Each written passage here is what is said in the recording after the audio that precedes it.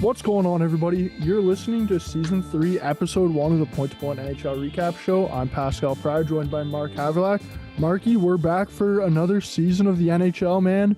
Before we get into this episode, how pumped are you for the start of the season? Because I know I can't wait, man. Dude, so pumped. I feel like I haven't been like this much into like preseason and like junior hockey like as much as I have in the past as I have this year. So I mean, 8 more days as of this recording till first NHL game next Tuesday. So I can't wait, dude. I think it's going to be a super exciting season. Could bring lots of parity. It's an Olympic year. So many factors, right? So I'm really excited for the season to get going. Yeah, dude, I'm ecstatic for this season to get going too, man. Like, hey, I'm a Flames fan. I don't got a whole lot here to be absolutely pumped for, right? Like, it's not like they're going to be too close to the playoffs. But as you mentioned, like, just having hockey back, having it being an Olympic year, we haven't had an Olympic year in 10 years, right? It's like, this is arguably the most excited I've been heading into the start of an NHL season over my entire life.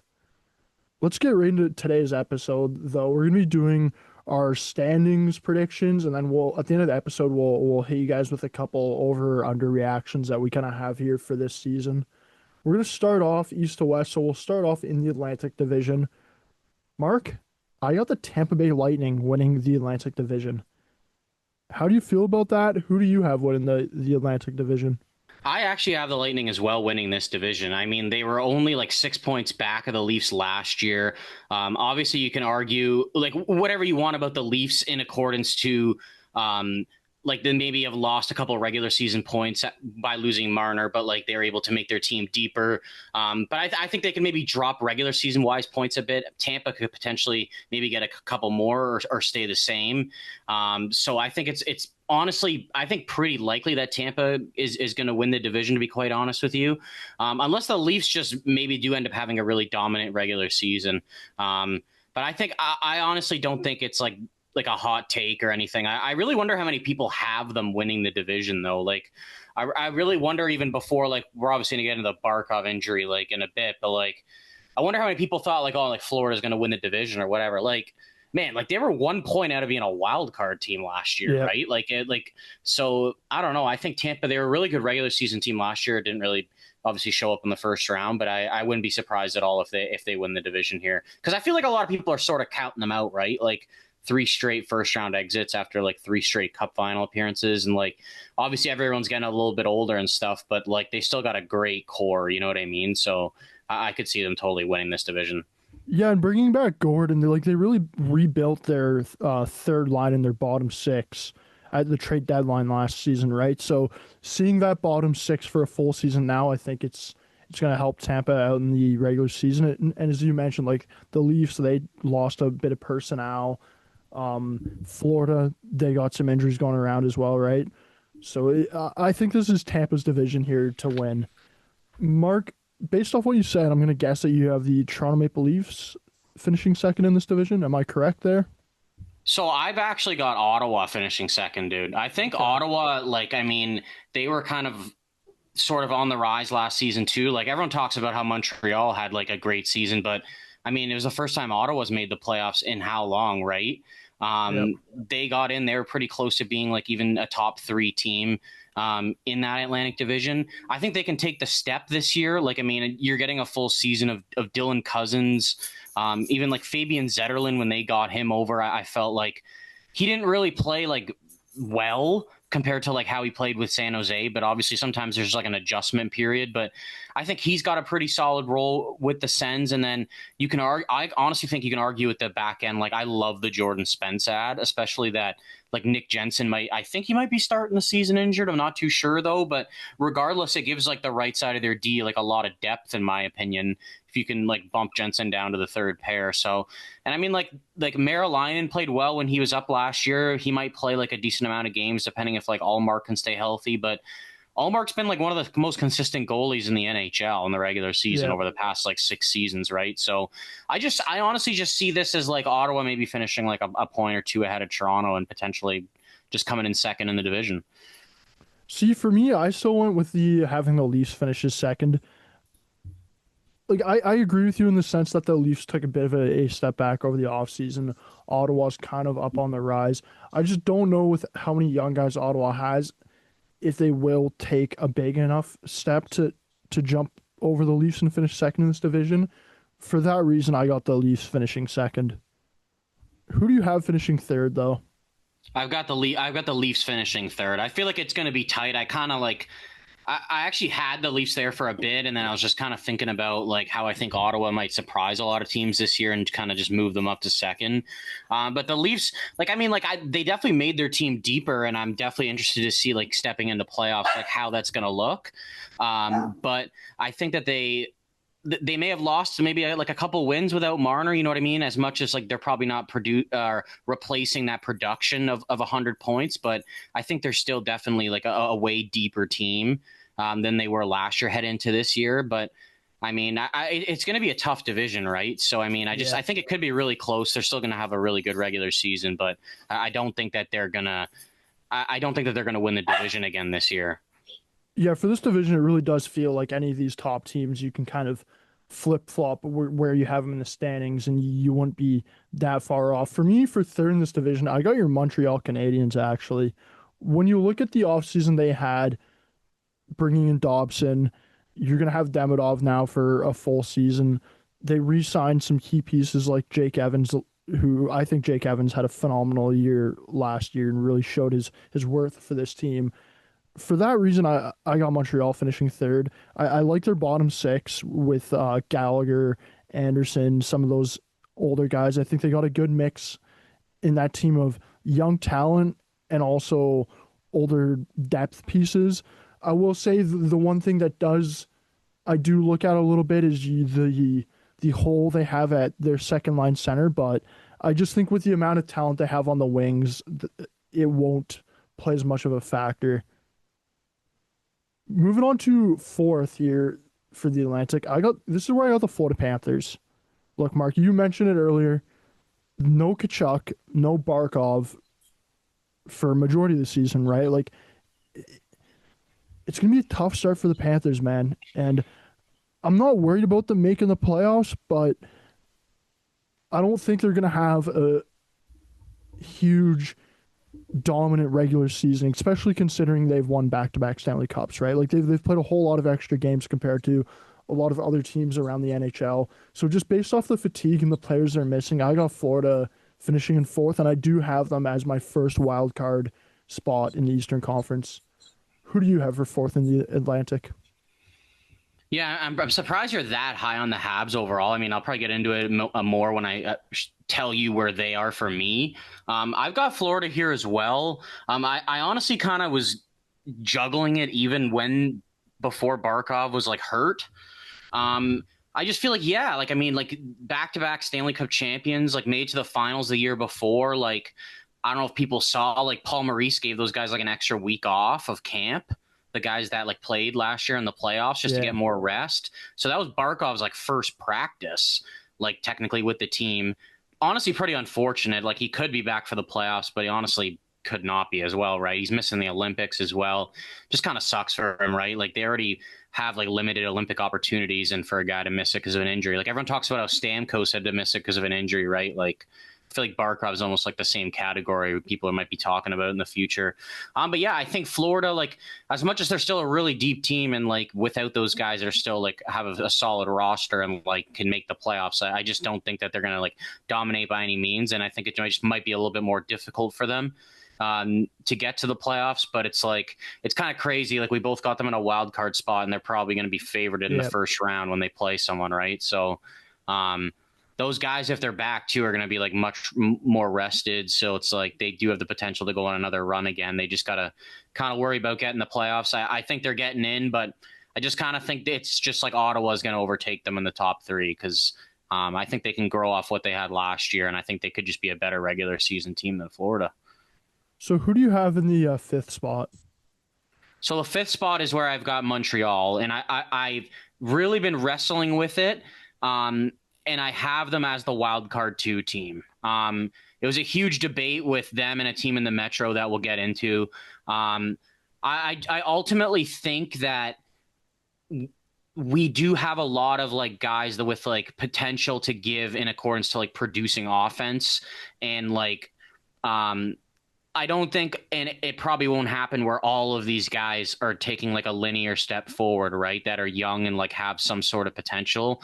Like I think there's going to be growing pains somewhere, but I just think like you obviously talk about Hudson a lot. It's like I never really thought he would like come in and have like a sophomore slump, but like it's always possible, dude. Like Yep. people could try to figure him out and stuff, right? But I know it's only preseason, but he's not looking like he's kind of showing that, so it gives me a lot of like promise in that aspect. And then it's like if everyone can be basically the same production wise and like Demidov is stepping in, we really need to improve our defensive game though, the way we're playing. Cause I don't think if we're giving up that many chances and relying on our goalies as much as we did last year, that we will make the playoffs.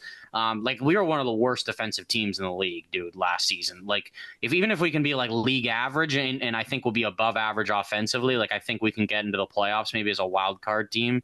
I don't think it's any guarantee, though, to be quite honest with you. I think there's going to be a couple teams that are fighting that probably didn't get in last year. But I think that there's definitely a decent chance that we can make the playoffs, and I've got us in the wild card 2 spot. Yeah, for me, it's just when I look at Montreal and kind of the way they played last year, they had a really bad start to the season. And if you were to take away that slow start to the season and you were to have them even just playing like 500, right, around there, it wouldn't have been as close for them as it was getting into the playoffs, right? Like I think they would have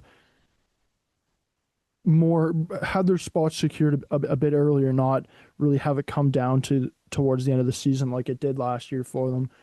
For me, though, in the 5th spot this year, I got the Ottawa Senators.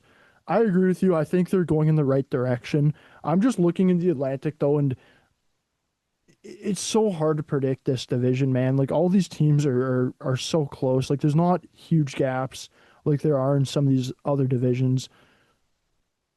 I'm going with Ottawa here in 5th. I think Allmark, he needs to play phenomenal. I think for them to finish any higher, and I just don't know, given the amount of games that he'll probably play for the Senators, if he will be able to have like a Vezina caliber season. I do have them though as my second wild card spot. I will say that. So I still do have them making the playoffs. Moving down to 6, I got the Detroit Red Wings finishing here. I don't know. There's not much to say for the Marquee. Like, I think it's going to be a similar season that they've had in the past 2-3 years, where they don't look horrendous, but they also don't look amazing. I think they're going to miss out by a couple points here. I just think when you look at the Red Wings, I just don't think they got enough top end talent in that top 6 or even top 9. And the worst thing about them for me is their decor. It does scare me. After Edvinsson and Moritz Seider, like their decor scares the living shit out of me. Who do you have here at 6? It's a good way to phrase it, to be honest. I've got the Buffalo Sabres finishing in 6th in the division. I think they're like might not be bad enough to be like a bottom feeder team, but I don't think that they're gonna kind of figure it out defensively and play a style that's gonna allow them to succeed in the regular season once again. I think their goaltending is a massive question mark again. Like what kind of season are we going to see from like Ukko-Pekka Luukkonen or like is another guy going to get a shot that they've kind of brought in this offseason? I just kind of look at the Sabres like pretty much the same as last year. Like they lost Peterka, but they kind of address their depth more and like a potential top 4 guy to play with Owen Power and Kesselring. But I don't really I see progression from some of their young players. I just don't see it from like all of them potentially. Like last season, I think they were more hoping like a younger guy was going to take a bigger step. And it was like Jason Zucker, like kind of stepped in and like played really well. Right. And that's another guy who they're going to have play really well. I'm really curious to see how this whole situation goes with Alex Tuck, just considering he's a new upper New York State guy. And like, I don't know if he's necessarily enjoyed it playing there, but I mean, it's the team he grew up cheering for. And like, I really wonder if he's going to stay and sign a big contract. So it's like, they're almost going to have to convince him to do that at the same time. But Besides the big trade they made, they didn't really change much of their team, and I'm just not really sure that like I'd be higher if they had Dylan Cousins a little bit. I don't really expect Norris to stay healthy. Like the one guy I'm really curious about breaking out this year is Yuri Kulik, though. Like he ended up having 15 goals last year. Like I just feel like in the next couple seasons he's popping off for 30. Like he's just that type of player, and like it could be this year, but I mean it could also be next year, right? Like it got to a point where he was centering the first line and Thompson was playing the wing for a stretch of games, right? So I've always really liked him since he was drafted. I think he could have a big year this year, but they need some more of these guys to have big years, like Quinn, Benson, like they need everyone to kind of chip in, right, if they want to make the playoffs, and I'm just not convinced all of these guys can do that. Who do you have at 7 in this division? So 7 is where I've got the Red Wings. I'm not high on this team at all. They obviously have some talent in their top 6. Like I kind of disagree when you say I don't think their top 6 is great, but I mean like I'd say it's pretty good. I think it's just more their like depth is not that great, right? Like you got DeBrincat and Raymond and Kane. Like I don't know. I think Casper can potentially take a step this year too. Like that's one guy I'm looking out for. But it's just like I feel like their depth is what doesn't really scare me in accordance to like helping produce offense when like the top guys aren't, right? Like I feel like their top 6 has been pretty solid. Like I'm not really looking at like Detroit's lack of success and like, okay, sure, I could get more from like Raymond and DeBrincat and like Kane and Larkin, but like I'm not looking at them as like they're the problem. This is why Detroit's not getting into the playoffs. Like, you know what I mean? I think it's like you said, their bottom 4 defensemen are like all bottom pair of defensemen, basically. Like Sandin Pellikka's on the rise. I don't know if he's playing right away. Is he going to play throughout the season? Do they even think he's ready this year? Like, I'm not really too sure. And I'm really curious to see how this Gibson-Talbot tandem goes. They really just need one of the guys to get hot. But I mean, both guys have never really shown. Talbot's definitely been healthier than Gibson has.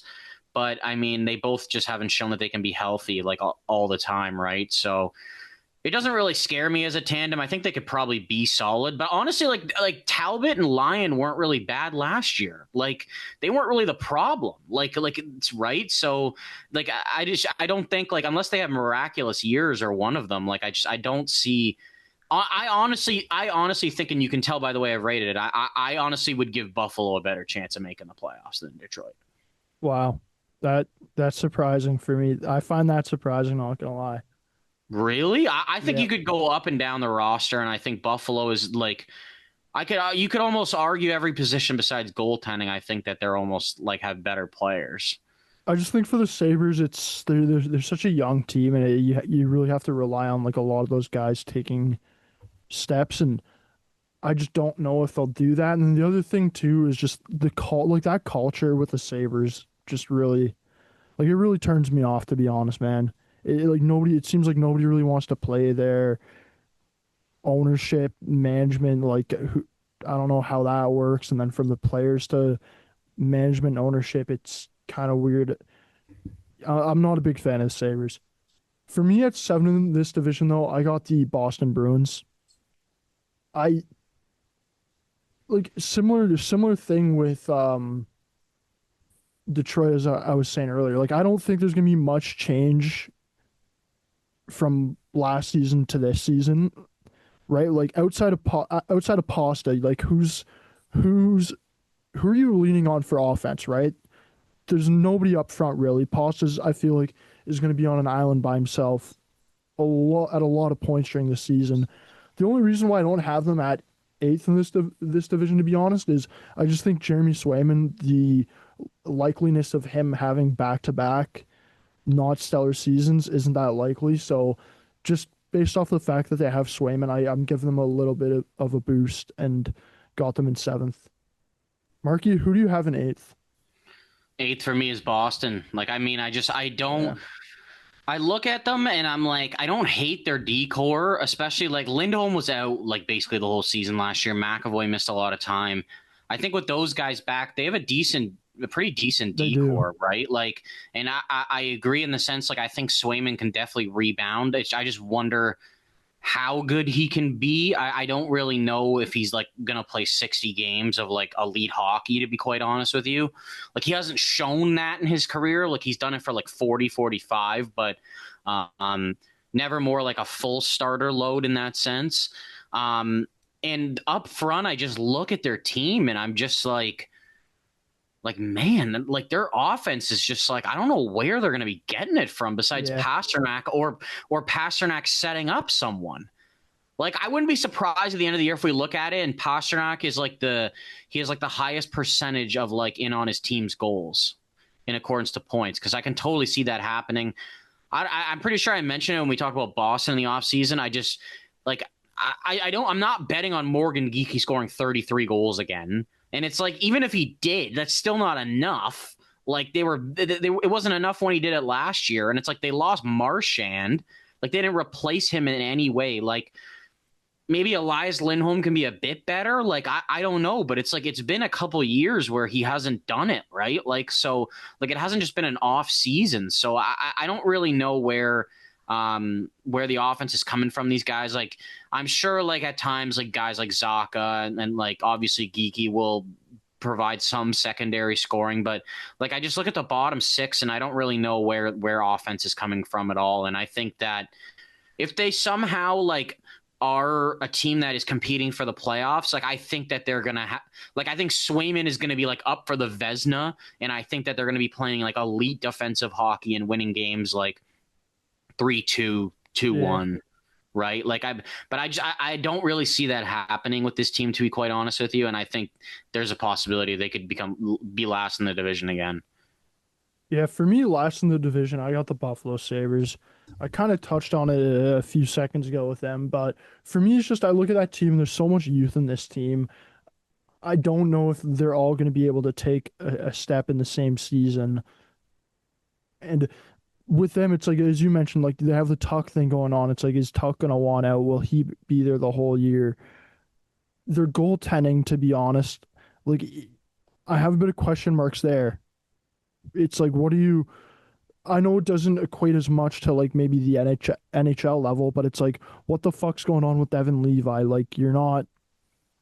There's no progression here from him, right? You've completely set off a roadblock. Well, there is progression from him. It's But just that yeah, like they're not giving him an opportunity. I just look at the Buffalo Sabres and I just look at that culture and I really think until they change something within management, ownership, and the culture of that team, like I don't trust that franchise whatsoever.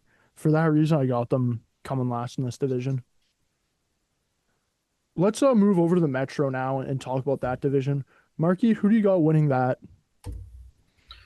So obviously they've done it a couple years ago, but I got Carolina going back and winning this division. I think that a lot of teams, obviously, we talked about over the offseason, like didn't necessarily get like much better or much worse. Like, if anything, it's kind of a small progression or decline. But I feel like Carolina is a team that I think got much better on paper this offseason, bringing in like definitely a guy that can be a difference maker in Ehlers. And I think that like I look at their defensive moves, and as much as like Nikishin is not really NHL proven, like I almost look at their decor as better with like bringing in Miller and Nikishin and like Burns and Orlov going out. To be quite honest with you, I just think throughout the year, like it might not show it right away, but like we'll see Miller. But like, I mean, I think Nikishin's got a good amount of potential and like might get opportunities running the power play as well. And I just look at Carolina. I think they're a really deep team. I mean, I still think that they have a hole at 2C, but I think that they've shown every year they can get by with what they have at center for the season, right? It's more of a hole when it comes to playoff time. So I think they have the guys to get there. And I think that they're going to win this division this year. For me, this is probably my hottest take for the standings. I got the New Jersey Devils winning the Metro Division. I'm looking at this team, and since a couple years ago where they had that phenomenal regular season, like they've had a lot of injuries with this team, right? Right now they seem like they're healthy. And the other thing is, I feel like they're really going to be playing for something based off the fact that a lot of people have kind of been down on them over the past year to year and a half. I think they're going to come to the season really wanting to kind of have a revenge season and get back to where they kind of were when we thought they were a team that is up on the rise. And honestly, a big bet on this is that all their top guys are going to stay healthy. Because if they all can stay healthy, I think these guys do have the potential to be a division winning team. Marky, who do you have at second? That's fucking crazy to me, dude. I cannot believe that. Wow. Second in the Metro, I've got the Caps. I think that, like, obviously they proved a ton of people wrong last year. People kind of thought it was more of a fluke. They got into the playoffs the year before, but like the offseason moves they made, like ended up paying off. A lot of guys kind of had career years, and then obviously like the whole Ovi goal chase thing kind of juvenated them together. But I think it's going to be hard for like a lot of those guys to repeat what the years they had.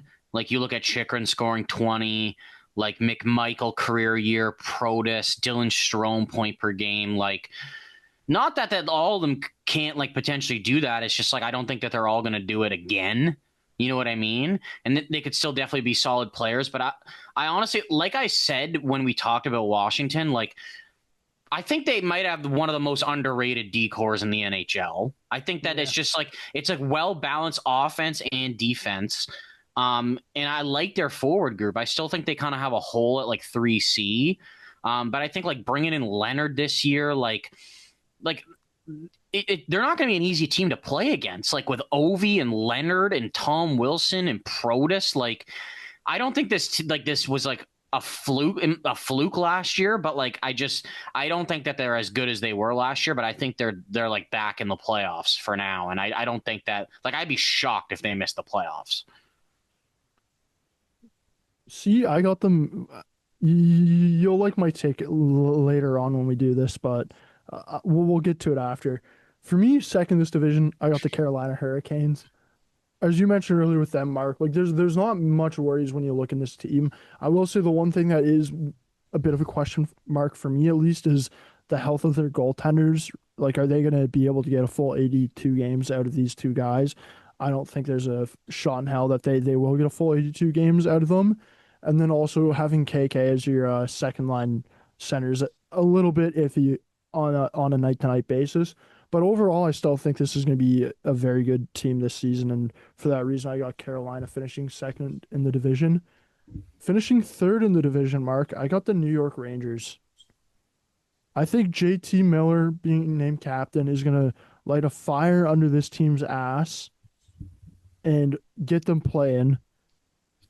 I also think Igor Shesterkin, if he has to, is going to carry this team on his back to the playoffs. I don't think he's going to be looking at it and he's going to be wanting to miss playoffs back-to-back years in his prime. I think he's going to pull a Henrik Lundqvist situation and put this team on his back and get him to the playoffs if he needs to. Who do you have finishing third? I've also got the Rangers here. I think that kind of opposite of the Capitals, a lot of their guys last year kind of had down years or years that we don't really expect from a lot of these guys. I see a lot of them responding. I think they obviously made one of the better moves in the offseason, bringing in Gavrikov. I think it's just like a perfect guy of what they need to play with Adam Fox. I see them being better defensively, giving Igor some more help. I think his numbers are definitely going to look better this year. I don't think it's a hot take by any means, but like I've already put money on Igor winning the Vezina this year. I think that he could have a monster season this year. I think bringing in a full season of JT Miller, you're right. Like I'm very with this team. I'm really curious to see how they're laying out the lines. Like, is Zibanejad now a winger? Is he going to be their 3C? Like, how is this kind of working? Like, their 3C's kind of thin, like without Zibanejad playing that spot. But do you want $8.5 million playing third line center? I don't really know, right? We'll see. But I think that that a lot of the guys can definitely turn it around, and I think that and they're necessarily not like as good as they were a couple of years ago, but I think they're definitely good enough to get back in the playoffs. Who do you have at 4 in this division? So this is where I've got the Devils, and I've got them missing because I've got 5 teams in the Atlantic. But I can't lie to you, I've been wrestling with the Devils or the Canadians taking that wild card spot. Okay. I think the Devils, the way I'm looking at them is one, you've seen it in Calgary. As good as he is, Markstrom is very off and on. He was Yeah, kind it of can be. on last year, and I just don't know if he's going to do that again. And goaltending has been a problem for them. So it's like if he's not playing great, like it, you know what I mean? It's sunk them before. I look at their decor. I really like their decor. They're missing Kovacevic for a while. I don't really think that's a huge deal in the sense of like Seamus Casey or Nemec is probably taking that spot for a couple months. You never know what happens throughout the year. Like I personally think Hamilton's getting moved at some point for a top 6 forward. But I look at their forward core, dude, and it's like I'm not betting on it, but it's like Hughes has been hurt every year. It's like Yeah. I'm almost anticipating that he's playing like 65 games this year. His brother's not signed yet and apparently wants $9 million for an 8 years. Like, I just have question marks still about this team. Like, I just think they weren't like as good, as skilled as some of their guys are, like Bratt and Hughes, and like, I just don't think that they're like a very scary team to play against, and they didn't get like bigger in any sense. And well, Nico Hischier did. I don't know if you saw, he's gained like 20 pounds or something. He looks pretty good. But like, I don't know. It's just like, I don't really see, I don't want to say I don't see a path where they're going to make the playoffs, because like I almost wrestled with them having them in, but I think they still lack some stuff up front. To be quite honest with you, I think they still need to address like some top 6 help, because if you lose Jack Hughes again, dude, it was like their season was over, like Yeah. the end of January, dude. It was like they're probably gonna make the playoffs, but like they're done. Like no one's giving them any chance, right? So I don't know. I think that there's some potential holes with them. But I honestly think it could come down to the wire with them and the Habs like fighting for the wild card. See, for me, 4th in this division, I got the Washington Capitals, and I got them missing the playoffs. Like you mentioned it earlier, last year a lot of these guys had career years. I just find it hard to think that all of these guys, like none of these guys are going to take a step back. The other thing too is I wonder with the whole like Ovechkin goal chase being done, like right, like how much did that really mean to not only like not him last year, but also the rest of the locker room, right? It's like was part of the reason this team, if you want to say overperformed last year, was part of it because they had that kind of OV goal chase, like they were going after it, right? Without having that this season, I do wonder. It's like, will all these guys be able to continue from where they left off last season, or how many of these guys will maybe take a step back? For me, honestly, I am pretty worried about that, and I got them finishing 4th and missing out on the playoffs. That's interesting take, because I just don't see a situation where they're getting 20 points worse. Like that's basically where they would have to be to like miss the playoffs if we're talking about like kind of a threshold from last season. Like they had 111 points last year. The Habs had 91 and just made the playoffs, right? So like I see them going downhill a bit. It's just hard for me to believe that they're going to get that much worse. Yeah. I For me, it's like I think they're either going to miss the playoffs, or I think they're going to be like pretty high up in that division. And I like I have nowhere in between, right? I'm just going on the side of them taking a step back. Let's move on to a 5th in this division. I got the Columbus Blue Jackets. I think last year we saw with this team they were starting to take a step. I think they're going to kind of continue on with that. It's just they're still a young team. I don't think they're quite yet ready to be fully fighting for a playoff spot. And the other thing with them is their goaltending with Merzlikins, Fedotov, and Greaves. It's a disaster. 2 of the 3 are very, very scary. And look, I'm hoping Jack Greaves plays well, to be quite honest with you. But I mean, he played elite for 8 games last year or whatever it was. I don't know what he can do over a full season. I just cannot believe they're going into another season with Merzlikins as an option, to be quite honest. Like, it's almost to the point where it's like, I don't even care if you buy him out and it doesn't really save you cap. It's like when you're talking about a goalie, I think sometimes you just need a different option, right? And I think that they should have got someone else to potentially play with Jack Greaves this year. I honestly think that is what is most likely going to like tank their season. That like I think that they scored a lot of goals last year. Them, like Washington, had a lot of guys that had career years. I'm not positive they all can kind of repeat it or like continue with progression. I'm really interested to see where like Adam Fantilli can take it from here after scoring 30 last year. I love Kirill Marchenko's game and the player he's turning into too. I think he's becoming an absolute stud. But I mean, it's like, okay, you look at Werenski, like, do you think that like Werenski's got more to give than that? Or is that like a career year? Like, I don't even want to say he's gonna like get worse. Like, but it's like, do you think he's got like another level? Like, I don't know, to be honest. Like, he's been I don't injured know. a lot. So it's like I look at that and it's like if even if he's playing 82 games, I think he's probably getting like between maybe 70 points. And it's like that's also not as many as he had last year. Like, I don't know. Like, the thing is too, it's like a lot of guys played well. That they did bring in some different guys on depth. Like, they lost Luke Kunin and James Van Riemsdyk and Danforth. Like, I think that they're going to be an exciting team again and score a lot of goals, but I still think they're going to have trouble keeping them out of their net. Yeah, I'm all with you on that, Marky. Who do you have at 6 in this division? 6 in this division, I've got the Islanders. I'm kind of curious to see the way that they're going to be this year. They don't. I don't look at them and think they got better in any sort of way. Like, you could obviously argue roster wise, you're taking out Noah Dobson. Really curious to see Matthew Schaefer's rookie season here, though, and kind of what he can be right off the hop. I'm sure he's going to play a lot of minutes, but I mean, there's obviously going to be growing pains with an 18-year-old. I'm really curious to see this Russian they brought in, Shabanov. He's like a really skilled, undersized winger. They also brought in Drouin to give them a little bit more speed to play with like Barzell. But I just still look at them and I think that they kind of have like a well balanced offensive lineup, but like no one really is like besides Barzell when he's at his best really is like kind of taking your breath away kind of thing. And I just think that they're going to be a team that is still going to struggle to score goals at times.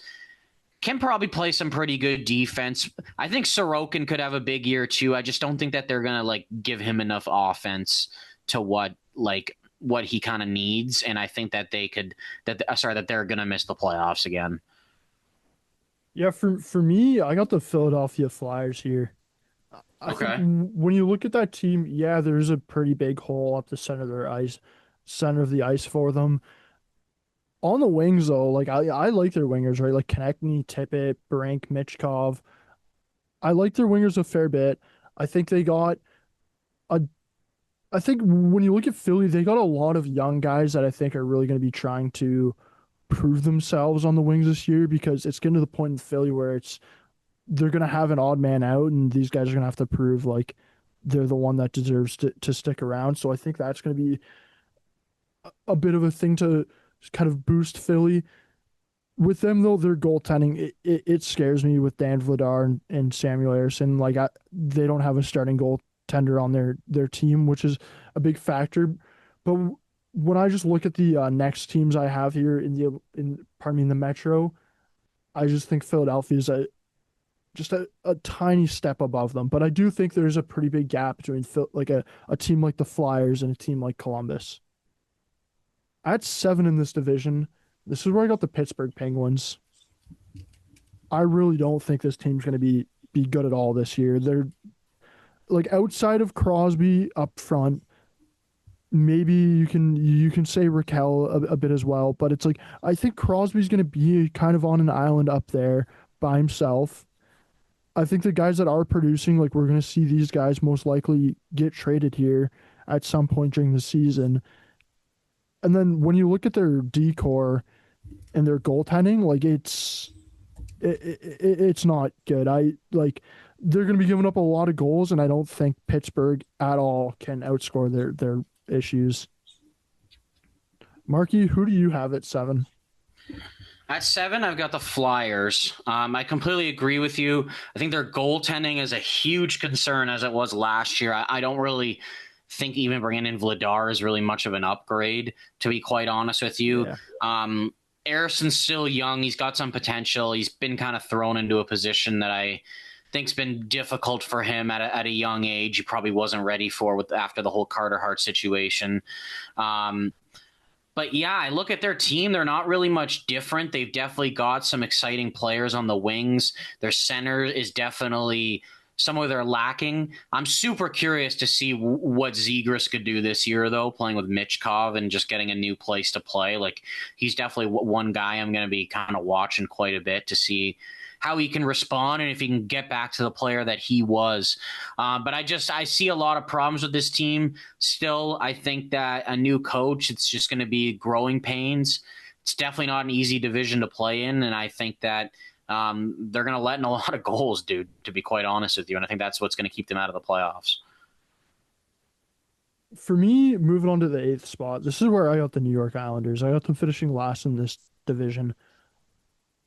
When I'm looking at the Islanders, I just like I agree with you. I think Sorokin can have a good season, but there's no way they're going to outscore their problems. And to be honest, I think at some point during the season, we're going to see some of these young guys that they have in their prospect pool. They're going to be closer to being NHL ready, and I think we're going to see New York start to sell off some of their players. For that reason, I got the Islanders coming in 8. Who do you see them selling? Like I think Peugeot, he's gone. I could see maybe one of their defensemen, like D'Angelo, he's probably going to be gone. With a Pelican Pollock, I could see maybe one of them getting traded. Not 100% sure. Like those aren't as likely. I'm just looking at New York, and it's just like where's this offense coming from? No, I don't Yeah, think that I don't think it's coming from a lot of different players, to be quite honest with you. But like, yeah, I don't hate their decor even without Dobson. It's definitely a downgrade, but I just think they got an elite goalie too that could potentially win them some games, right? So that's kind of why I've got them out of the basement. I've got Pittsburgh in the basement. I mean, I wrestle with this because it's like I feel like Sid could almost drag them out of the basement himself. But I think it's pretty likely that teams are going to pull the trigger to trade for like a Raquel and Rust. You don't really know what's happening with Malkin. Even like it's just like what kind of goaltending are they going to get this year? Like, is Jari just going to play unreal, or is he going to be an AHL goalie again? Right. So, and like you never know if Carlson's on the move. He starts to get sick of it if they start losing games. I think that this could be like a season where we're starting to see Pittsburgh like out of it earlier. Because still last year, like, yeah, they weren't going to make it, but like they were still pushing for the playoffs. So like 5 games left, right? Like they weren't like out of it like a month out, like, right? So I just think it's more likely this year where they're just going to be out of it earlier. yeah. For me, when I look at the Metro, I think kind of like these past 3 teams that we've mentioned, it can be a bit interchangeable. I don't think those 3 teams are too great, and I think they'll be the bottom 3 no matter what the order is there. Let's move on to the Central though and talk about the Central Division. For me, I got the Dallas Stars winning this division. I just think when you look at the Central Division, Dallas's roster, you're gonna have a full year of you're gonna have a full year of Rantanen, right? They got the goaltending. Yeah, their decor, like after the top 3, it's a bit shaky there, but doesn't scare me too much for the regular season. I got Dallas winning it. I think they look like a very, very good and very complete team going into the season. Who do you have at the top of the Central Division? Yeah, this is a tough one, right, dude? Like this division is at the top is so fucking tough. I wrestle with it. I ended up going with the Abs. I think that They've got a ton of offense for in accordance to like regular season. I like bringing in like Olofsson for secondary scoring, Landeskog's back a full year. They dealt with a lot of injuries and turnover last year, right? So like getting a training camp with this roster. Um, I think they're looking pretty good. I like the right side of their D, bringing in Brent Burns just after Makar and like Josh Manson. And I really like the way Blackwood played when he got there last year. And I think Wedgwood's a pretty solid backup as well. So I've got a lot of faith in this team in accordance to the regular season. I think it is so important. I'd say maybe the Atlantic, but like besides that, like this division, it's like you need to win this division and avoid that 2-3 matchup, right? So I think it's so important that Colorado does that this year because they don't want to get stuck in a bloodbath with Winnipeg or Dallas, right? So yeah, I mean, I like Colorado this year, at least for the regular season. See, for me, I got Colorado finishing second in this division. I'm with you, man. Like I like this team a fair bit. They're gonna have a full year of Blackwood and Wedgwood here in net. Like that should help out a fair bit. Their decor looks phenomenal as always. Surprisingly, where I'm kind of looking at this team and my big question mark is I don't know who Nathan MacKinnon is going to be playing with past the first 2 months of the season. Like, is it going to be like right? They had the whole random scenario this year. Now they're probably going to have the same scenario with Nishas this year, and it's like, yeah, that uncertainty. Why I never liked the trade. You just delayed the situation by a year. It's like that uncertainty for me is like it makes Dallas a lot more likable to win the Central Division. The fact that Nishas might not even be on this team, and then like who's MacKinnon playing with on that first line, right? Because as much as I love MacKinnon, you don't want to get into a scenario if you're the Colorado Avalanche where you have to have him carrying that first line and really carrying the offensive load. For me, I got them finishing second in the division. Mark, I'm guessing second. Do you have Dallas?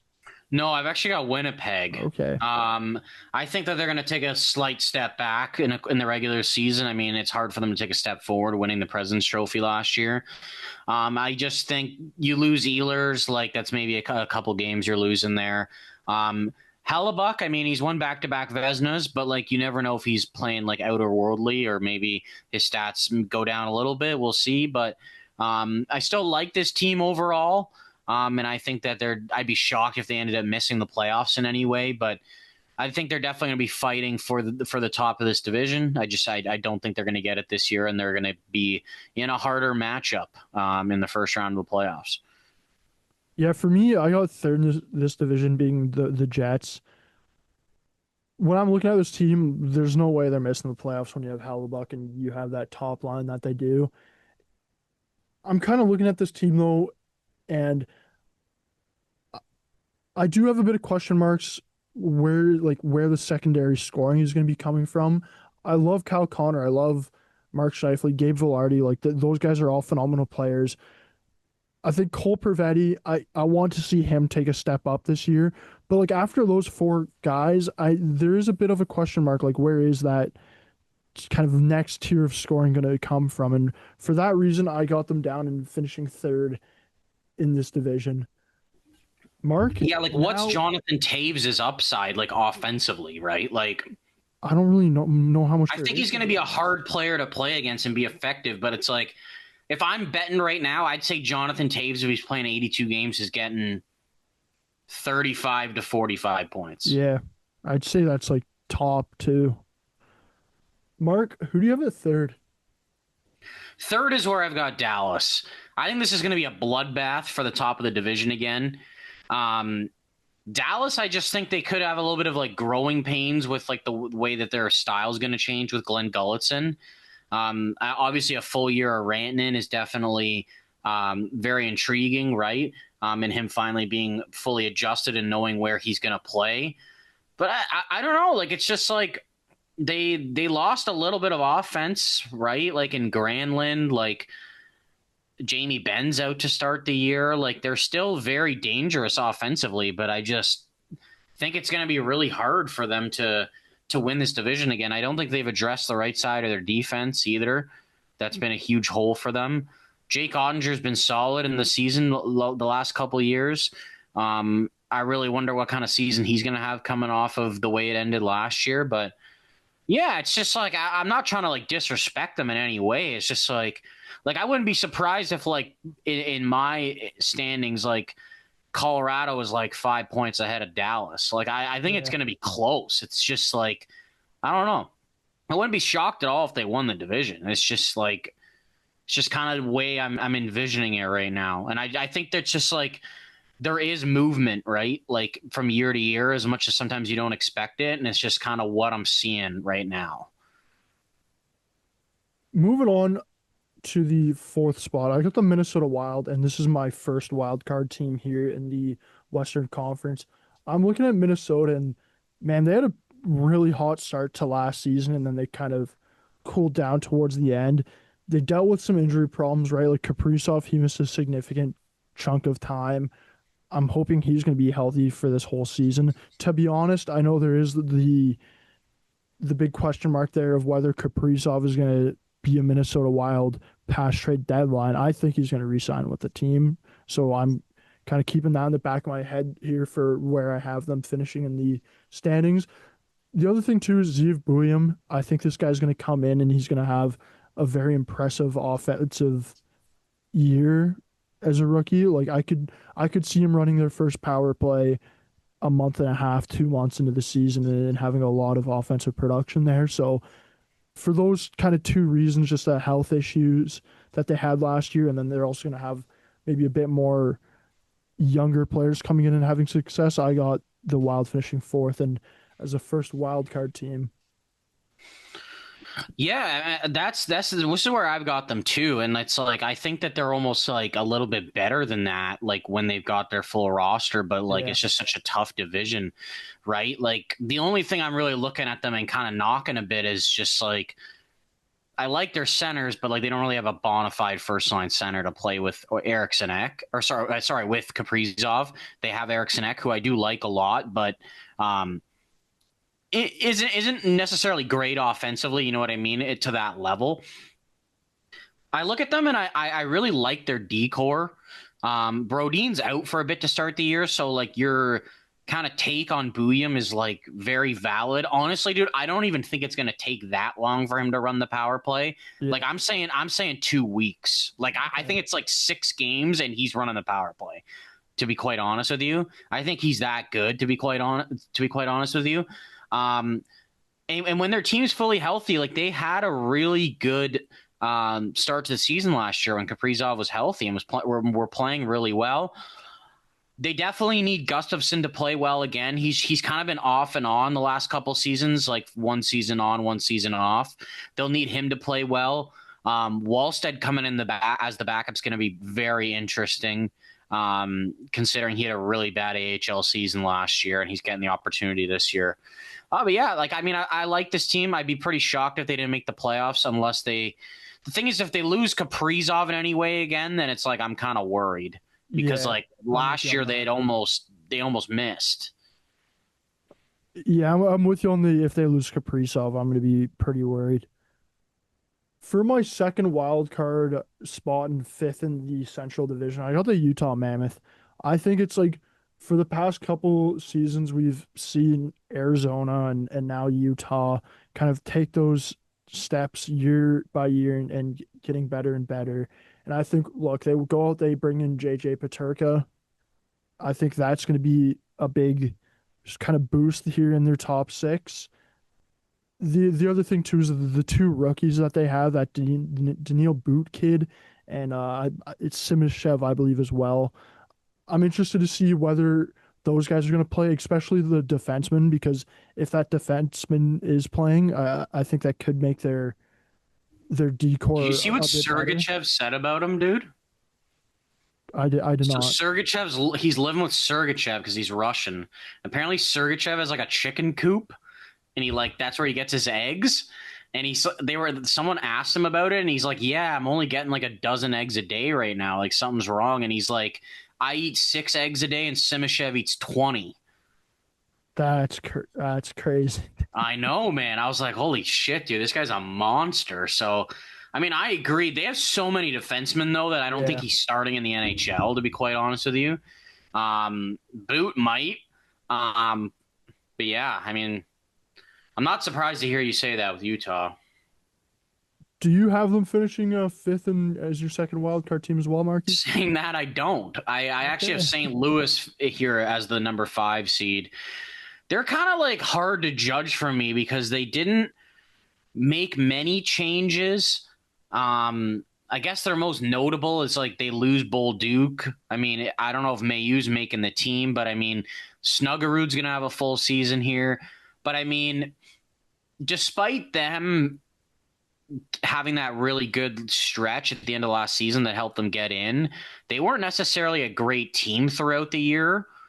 But I just wonder bringing in Montgomery if he gonna like he's been a really good coach in the regular season, right? Like, is he gonna help get them to the playoffs? Like, the way I put it is no. I think I have them as the number 5 seed and I have them missing. But I think that they're going to be right on the verge of missing the playoffs, to be quite honest with you. But yeah, they're a really hard team to judge for me to whether to put in or not. I think they're also a victim to being in a hard division. And then who do you have at 6? This is where I've got Utah. See, I look at Utah and I agree with like the Peterka move. A lot of guys are taking steps, but I mentioned in the summer, it's like I just don't know where they're getting their scoring outside of their top 6. And on defense, it's like after Sergachev, like they've got some depth, but I just don't know how big of difference makers they're going to be. And it's like Vejmelka's if we're going off the trend of Karel Vejmelka, he's due for a bad year because he's been good and terrible, good and terrible. So it's like if he's bad, you're fucked. Like he was really good last year. So this is what I'm kind of thinking with Utah. I almost think I had them in the playoffs last year, and I'm almost thinking that they need one more year. And it's like I look at Peterka, and it's a great move. It brings in a solid guy that fits in the top 6. But I've said this before. I look at Peterka, and I don't know if he's like I kind of think that was Peterka's peak, to be quite honest. Like I don't think he's much more than a 68-point player. Like I don't see a world where he's like a consistent point per game player, to be quite honest with you. I don't. See, I think he had a lot of shooting luck last year, and everyone's like, yo, you bring in a bona fide 30-goal scorer. And I'm like, first of all, I know it's being nitpicky, but he scored 28, and he was also shooting 21%. So it's like, I'm not betting. If I was betting right now, I don't think he's scoring 25, to be quite honest. So like, it's just like, and I'm not trying to hate on the guy, but it's like, the way I look at him is I don't think he's a player that has like a lot more upside, but it's still like he's going to make a difference on their team and can play in the top 6. Right. But I just don't think he's going to be some like difference elite player is what I'm saying. Yeah, I can see that, like what you're saying here, where you don't think he's gonna be like a turn into a game breaker type of player all of a sudden. Yeah, and I think he could fit on the second line and be fine with that, right? And I think that's what they're kind of looking for. But yeah, I just think you look at Gunther and Cooley and what Keller has become like. I think those guys have just got much higher upsides. And honestly, I pretty sure I placed a bet on it this year. I think Dylan Gunther is scoring 30 goals for sure. Yeah. I wouldn't even be surprised if he's closer to 40. Yeah, I'm all with you on that, dude. For me, at 6 in this division, I got the St. Louis Blues. I think it's going to be kind of close there between St. Louis and Utah for the second wild card spot, but I'm just looking at St. Louis and like I'll be honest, the Jordan Binnington factor scares me, man. It scares me. 'Cause in the sense of like, scares you for putting them out of the playoffs because you think he could drag them to the playoffs? Yeah, because like last year he kind of dragged them to the playoffs that's last couple weeks of the season. Like he was phenomenal after. This is why I wrestled with them getting in. It's like, will he be able to do that again this year? I don't know. And then he's also most likely going to be playing at the Olympics, which is going to kind of give him that extra load of hockey, right? So for me, I'm just looking at it, and I think for St. Louis to make the playoffs, they need a very good season from Jordan Binnington. And I don't know if they're going to be able to get enough of that from him.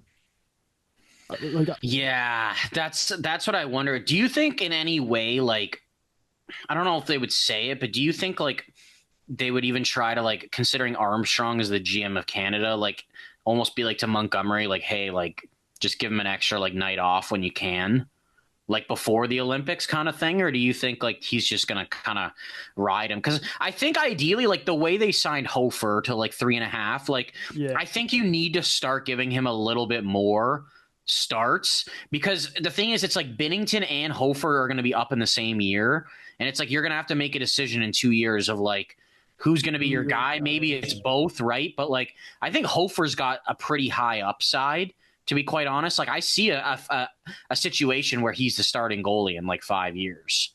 To be like, he's still really young, right? I Yeah, think he's 25 years old. So I just wonder if like potentially they might get not a lot, but maybe like an extra couple nights off, like before the Olympics to get him ready, right? Like, yeah, I could see that for sure. Like St. Louis, I still do like them. I think it's gonna be pretty close between them and Utah. I just got Utah kind of edging them out just a little bit there. that contract for Fowler was good though, eh? Yeah, Like it was, three man. times 6.1. If he's playing that good, like fuck.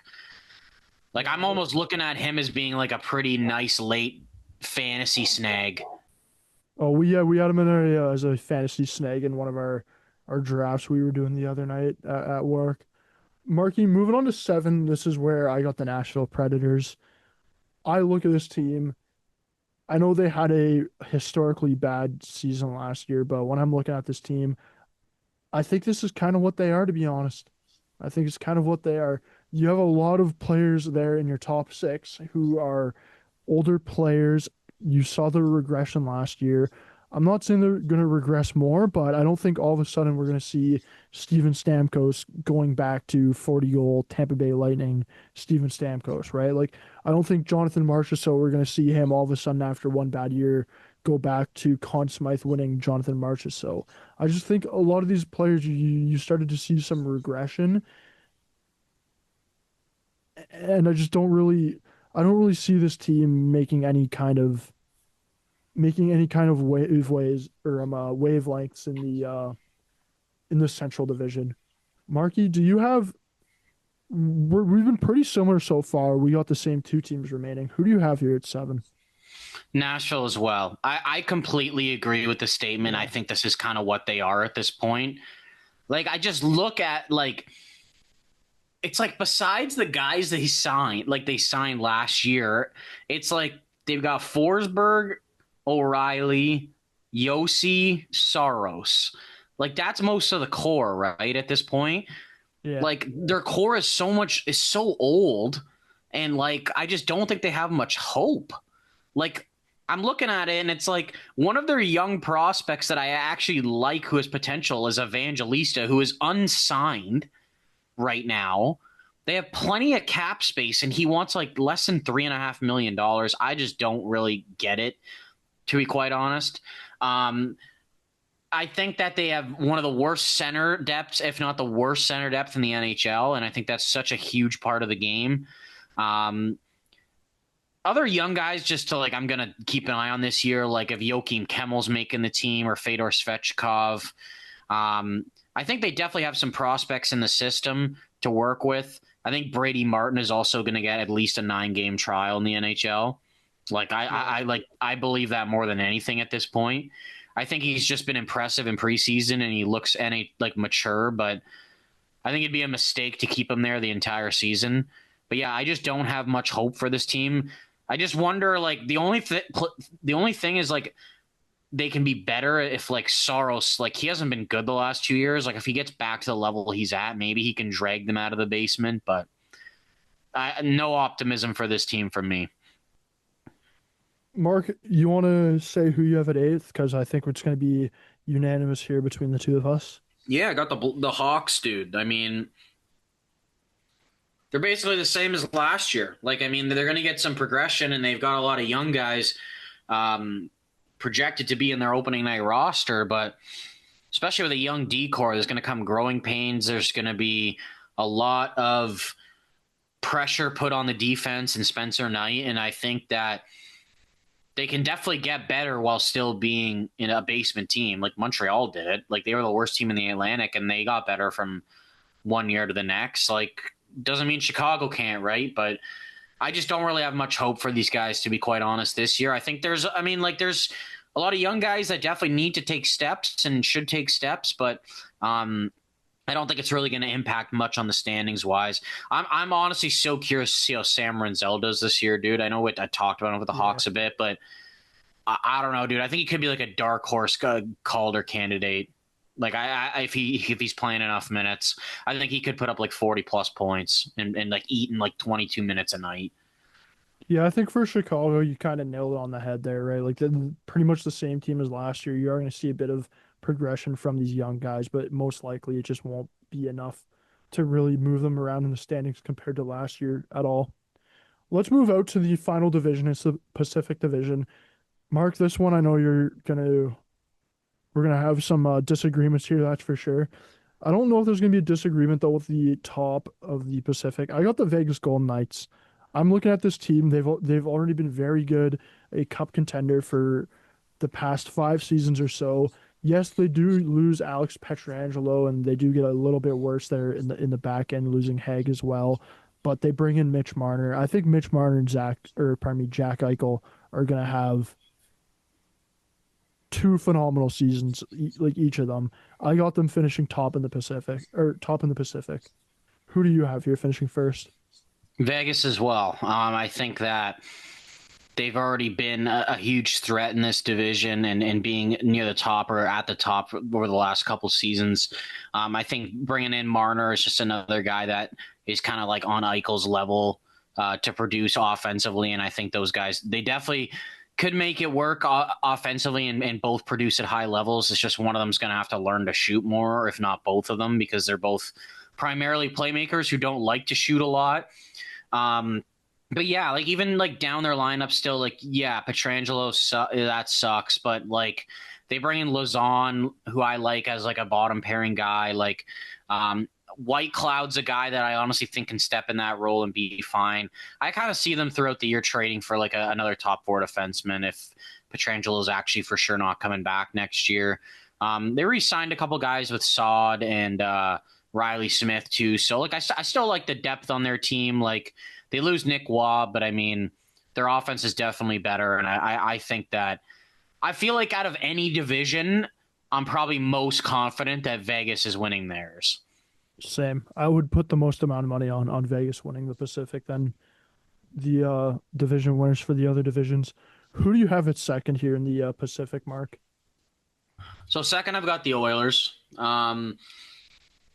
They made some changes that have kind of changed, like I don't want to say necessarily the depth of their team, but I mean they've got some different bodies, just kind of like the year before. They've gotten a little bit younger and faster, which I think can definitely help them. They played a lot of hockey though.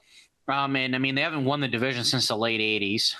And I'm just not convinced after going to the cup finals twice in a row, they're going to have like enough in the tank to win the division. I think they're still going to be a threat and be really good this year. Curious to see how everything's going to play out with the whole McDavid situation and um, how good they can be in the regular season. But I don't know if they have enough over Vegas in the season. I think Vegas is pissed off and well rested and kind of out to prove a point. Yeah, I'm with you on that. I don't know if the Oilers have enough over Vegas. I also think that when you look at the Oilers, I think we've seen it in seasons past here recently.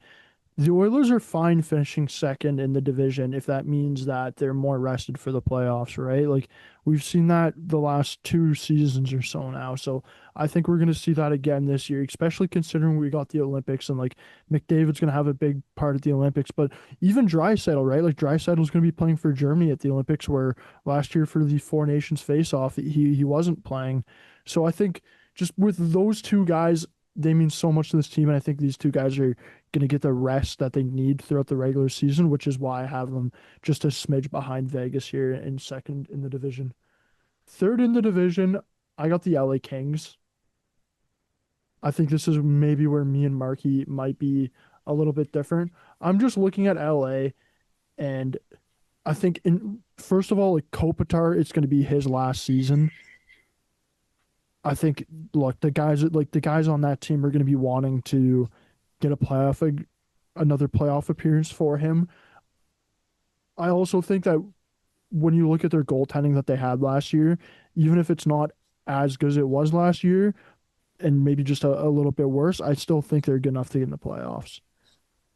I don't think when I look at this team, there's enough regression from them or enough progression in any team in the Pacific behind them to jump over them. So I got them third in the division. Mark, who do you have in third? Actually, I have the Kings here too. Like I kind of wrestled with it as much as I hate what they've done this offseason. I think the division is just so weak that I think that they're still going to be good enough in the regular season to get in and secure a top three spot. I just definitely think they're like going into the playoffs. They're set up worse than they have been in the past. And I don't really like the direction of where their team's going in. But I kind of just see them being like the Devils last year, like just like getting into the playoffs because like Yeah. no one else is good enough kind of thing. But I mean, yeah, they still have some impact players. I do think the Kopitar thing definitely plays a factor. Like Doughty's coming into the season fully healthy too. As much as I think the right side got a bit worse, I'm praying to fucking God Brant Clark is getting a shot in the top four, and it's not going to be CC as well, right? So I'm not optimistic about this team at all. Like getting out of the first round next year, but I think that they're definitely better than most of their division. And what about fourth in the D division? So fourth, you're gonna be shocked. Wild card one, or sorry, wild card two. I've got the Canucks.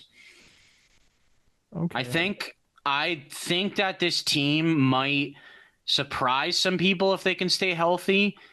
That's the one thing that's making me nervous about them, though, is if they can stay healthy. It's going to hugely depend on, is Demko healthy? Is Pettersson like at least back to what somewhat of he could be? I expect Quinn Hughes is going to play his heart out and be unreal. I don't really hate this team as much as maybe some other people do, but I think they could definitely be thin at center very fast. And there's definitely going to be some factors. Look, I could see them totally missing the playoffs, but I think that like if Demko's healthy, I really like that tandem with him and Lankinen. And Yeah. I think like Quinn Hughes could have just like a heart caliber season.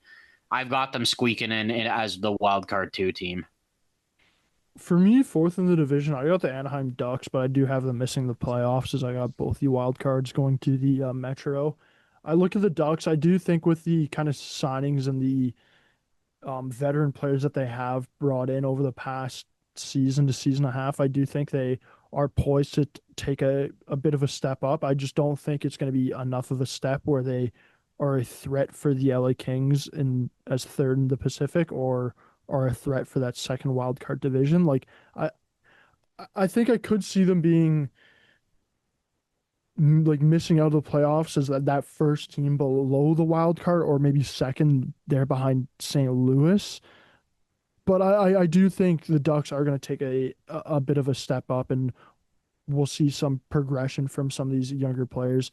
I also think with them, like if they were to make the playoffs, I think Dostel has to have another like A+ season, given that you got Mrazek there as your backup and you're not really going to get much out of him. And I just don't know if Dostel has it in him to have two like A+ seasons. Yeah. Mark, who do you have up next? So the Ducks are where I have as my number five spot. I think that they're going to take a little bit more progression this year. I'm very curious to see with Quenneville coming in. They've made a couple changes as well, bringing in Kreider, Granlund. But like I mentioned in the summer, like I just kind of think that Granlund is taking a role from a young guy that could be showing progression, like with Carlson or is it McTavish, like depending how it ends up playing out. But I still think they've got some holes, especially on their defense. You're right. Like I'm not 100% certain Dostel is going to have like a great season again. He was kind of left hung out to the dry at points last year. I think that they might score some goals and get some progression from young guys, but it's also about like adjusting to the coach's system. I've got them missing, but I mean, I think that it could be like a positive season for them still, just without making the playoffs. Yeah, yeah, I think we're kind of on the same page there for the Ducks. For me, fifth in the division, this is where I have Vancouver, so we kind of just flip flop the two. I'm looking at Vancouver, and to be honest, I've seen enough from Demko that I'm willing to bet that he won't be fully healthy and kind of prime Thatcher Demko that we have seen in the past. And then it's kind of the same with Elias Pettersson, where like I've seen enough from Elias Pettersson where I don't think he's the guy that can be the number one guy on a team and really kind of carry a team. And given that, like for Vancouver to be in the playoffs or any higher than I have them, I think they really would need Elias Pettersson and Thatcher Demko, and I'm just not betting on that for the Vancouver Canucks. For sixth in the division, I got the Seattle Kraken. For me, six, seven, eight, it can kind of be a flip flop in this division, but I think Seattle, given their top end talent, I think it's maybe just a bit better than the next two teams I have. I also think their goaltending, at least compared to one of those teams, is going to be a bit better. The other thing with them too is I love their depth up the center of the ice, and I want to see some of those guys take steps. Yeah. So for me, for that reason, I got Seattle there at six. Mark, who do you have at six? Six is where I've got Seattle as well. I just kind of think that they're like too good to be in the basement, but not good enough to make the playoffs. I think that they've got like some depth up front.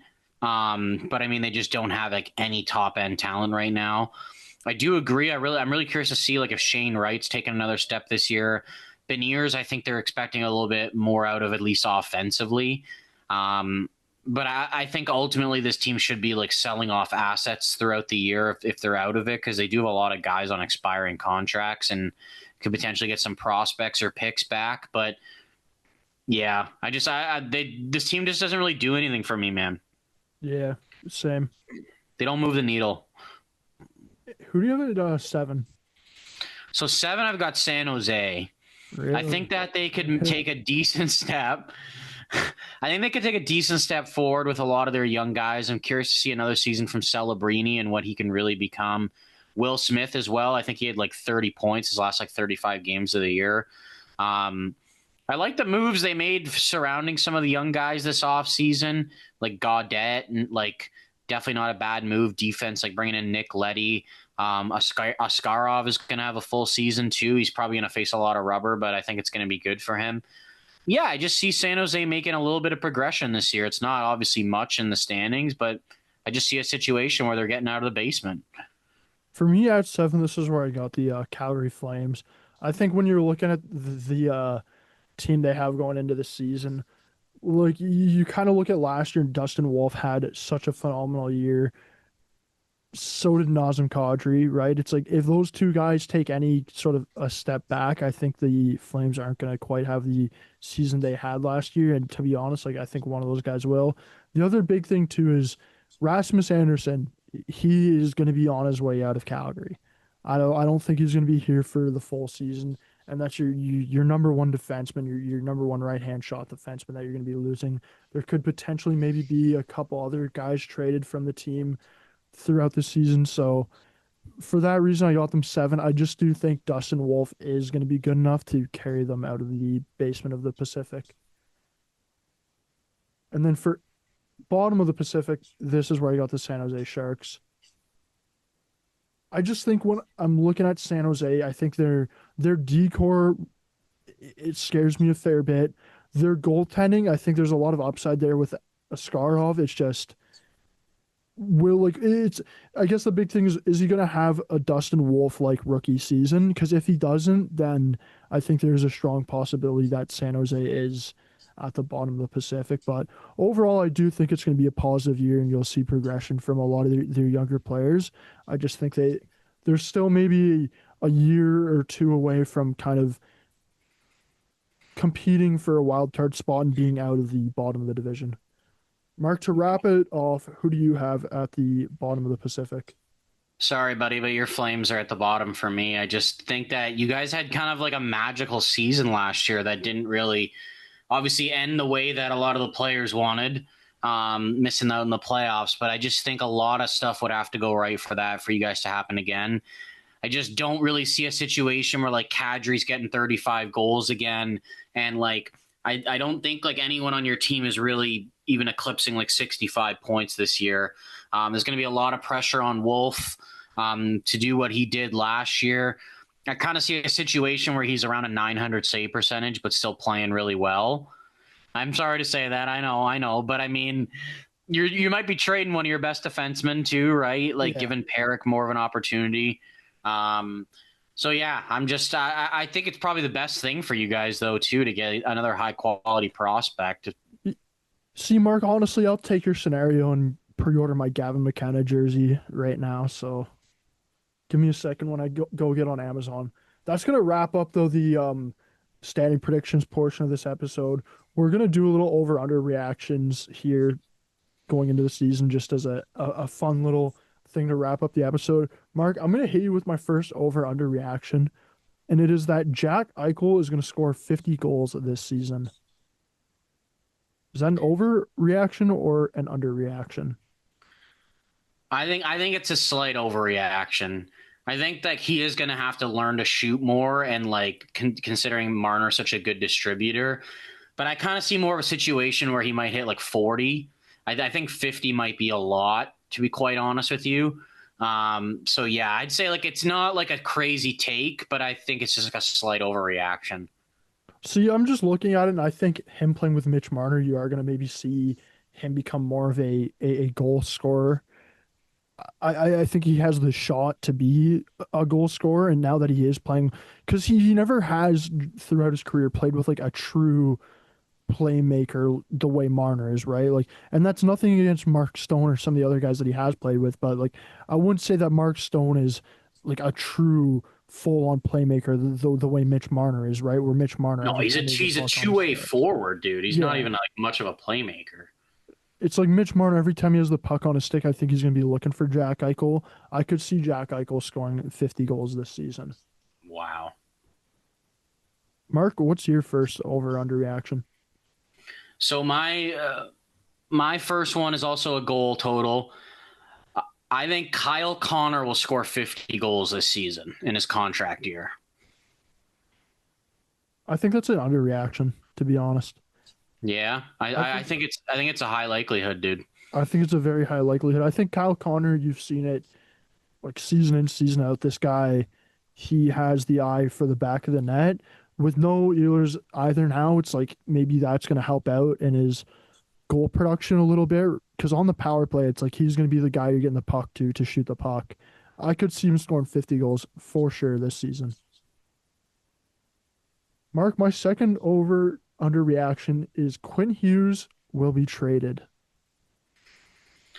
So are you saying throughout the season or like end of season? Like By next year's draft. Because next year's draft kind of signifies the start of the offseason. even though I said they're gonna make the playoffs, I feel like it might still be an underreaction. Like even if they have a good season, like I still don't know even if they have a good season if he's going to sign Yeah. there and commit there. To be quite honest with you, so even though I said that they're making the playoffs and I see a more positive year for them, I'll give you an underreaction on this one, dude. Because either way, I'm almost like thinking in my head, like I honestly think no matter what, this is his last season there. See, that's what I think, and I'm looking at it, and it's like if you're Vancouver and you do get off to a slow start, like you're gonna get more of a return trading Quinn Hughes right now, where you can trade him to a team that's gonna get him for a playoff run and a full season and another playoff run afterwards, compared to if you trade him maybe like at some point next summer where it's you're giving him to a team that's only going to be able to get him for that one season, right? I'm just looking at it that way where it's like if you're Vancouver and you are bad, like why would you not want to kind of try to capitalize on your return for Quinn Hughes? Mark, let's hear your second one. Man, I can't wait for you to hear this. Kirill Kaprizov will sign for a higher AAV on his next contract than Connor McDavid. That's an underreaction. Yeah, I think it's happening, dude. I think without a doubt it's going to happen. Because I think Connor McDavid, the way he's going to look at it as well, is he's going to look at it and be like, yeah, I probably could make more than Kirill Kaprizov, but am I going to win a cup with the Oilers? Like, is there going to be any chance in me winning a cup with the Oilers if I'm making that amount of money? Like, no way, right? Where Yeah. Kaprizov, I think we're kind of seeing it with him that he wants the maximum amount of dollar that he can get. So I'm going to say that's an underreaction. This is my third and final over/under reaction mark. I think you're going to know where I'm going to go with this as soon as I say the guy's name. And it is Ike Howard is going to win the Calder. Overreaction. I'd put money that he's not even a finalist. But my it's not a finalist, really. Yeah. Okay. I'd say Demidov, Snuggerud, Booyam. Okay. See, I Those just are think my with Howard, finalists. it's like playing in the Oilers' top six. I think he's going to be a merchant, just a merchant living off of McDavid and Draisaitl. I, and I'm not saying that Yeah, I don't know. yeah. I don't know. I just don't really see that successful of a season as much as you see, to be quite honest. Okay, that's fair. Let's hear your final over/under reaction. Okay, my final one is Marc-Andre Fleury will return to the NHL mid-season. I don't think that's an over or under reaction. I just think that's like kind of, you know what I mean? Like, I don't think it's likely, but I also don't think it's super unlikely. I think it's kind of like something we might see. Hear me out. If the Habs have goaltending problems, No, no? no. I would want to see him. I'd want to see him go to Pitt. Oh, dude, it's just going to ruin his career stats, though. That's true. Like, whatever you're looking at Fleury now, the stats are going down if he goes to Pittsburgh. I was talking with a friend, and I was like, Montreal or Edmonton.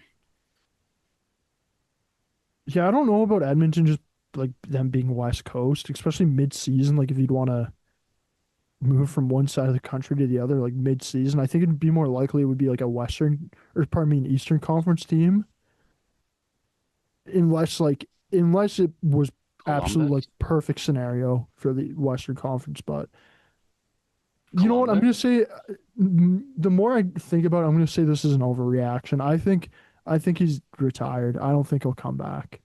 There's just so many signs of him not wanting to retire that I just feel like he's going to come back, dude. And he It did say he thought it ended fast. was only what 20-year NHL career 22, dude. at 22. That's that's two. You're That's 2 years, underreacting, dude. he's 2 years younger than me, and he's saying it went by quick. Yeah. Overall, though, that's going to wrap up our season preview episode for season 3 of the Point2Point NHL Recap Show.